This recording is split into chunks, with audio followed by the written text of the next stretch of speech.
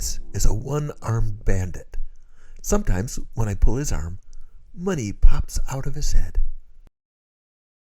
It stands to reason that I should just pull this arm forever to get as much money as possible.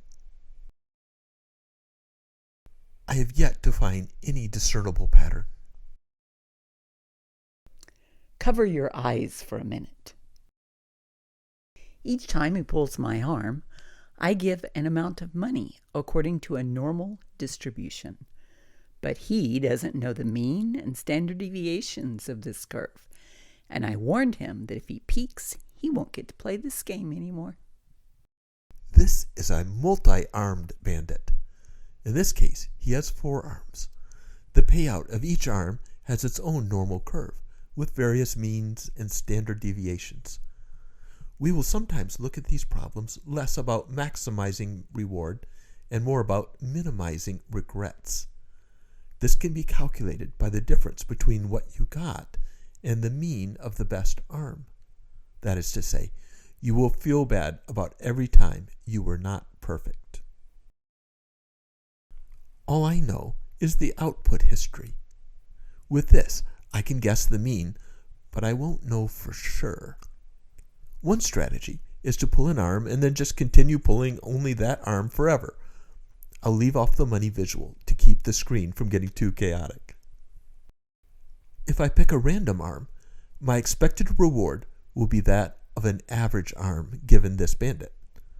On average, if I just pick a random arm and stay there and pull it and ignore the other arms, I will get an average reward. This is called exploitation.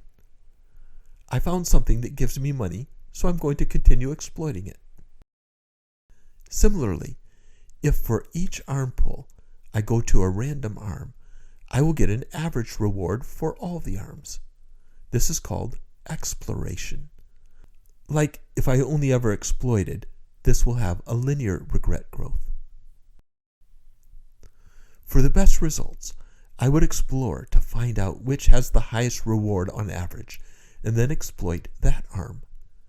If we switch from explore to exploit too soon, we might not be choosing the best arm.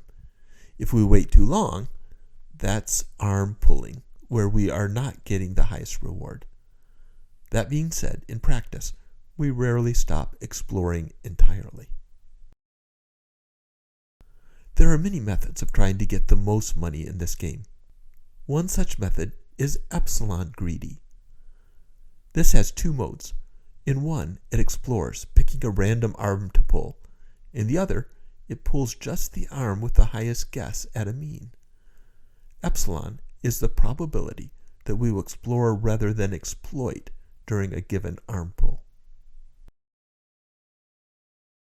Epsilon-greedy still has a linear regret growth. However, not all linear functions are created equal.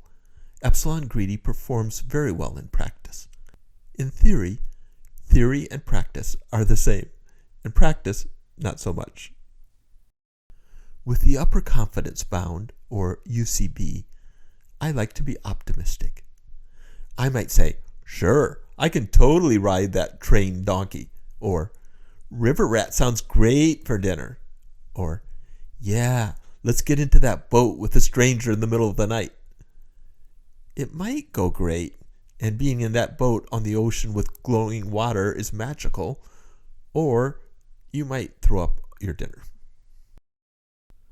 The more uncertain I am about an arm, and the higher the highs, the more likely I am to pull that arm. Over time, as I become more certain, I will start to favor the arm with the highest mean value. This method is best in theory, but doesn't perform as well in practice as some of the other methods. Let's go back to the beginning of this animation. We can see that we start out with an infinite upper confidence bound. It's something I've never tried before, so it has infinite possible reward. So we, of course, always start by trying every arm once.